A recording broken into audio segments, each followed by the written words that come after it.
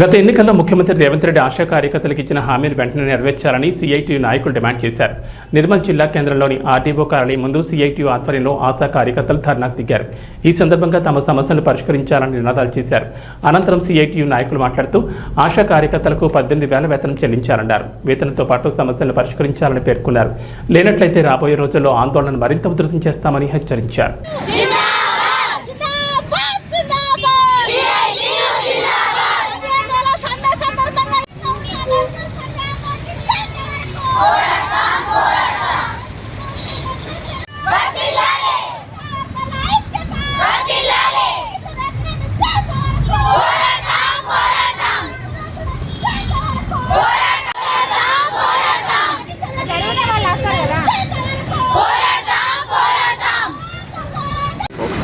ఆశా వర్కర్లకు కనీస వేతనం 18,000 ఇవ్వాలని గత 15 రోజులు చేసిన సమ్మె సందర్భంగా ఇచ్చిన హామీలు నెరవేర్చాలని చెప్పేసి ప్రమాద బీమా సౌకర్యం, పెన్షన్ ఈఎస్ఐ సౌకర్యం కల్పించాలని చెప్పేసి గతంలో 15 రోజుల సమ్మె సందర్భంగా రాష్ట్ర ప్రభుత్వాలు హామీ ఇచ్చినాయి.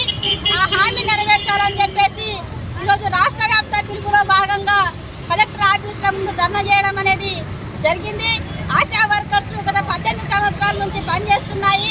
అనేక ప్రభుత్వాలు మారుతున్నాయి. ఆ మారిన ప్రభుత్వాలన్నిటికీ కూడా ఆశా వర్కర్స్గా మేము పనిచేస్తున్నాము, మా కడుపు కాస్తున్నది, కనీస వేతనం ఇవ్వండి అని చెప్పేసి అందరికీ విన్నవించినా ఎవరు పట్టించుకోవడం లేదు. ఈరోజు కాంగ్రెస్ ప్రభుత్వం అధికారంలో ఉంది.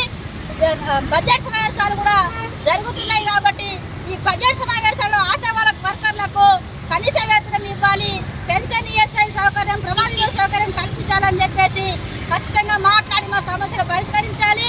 రాబోయే కాలంలో మా గురించి ఆసక్తిలో మాట్లాడేటువంటి పరిస్థితి ఉంటే చలో 30వ తేదీన చలో హైదరాబాదు కార్యక్రమము నిర్వహించాము.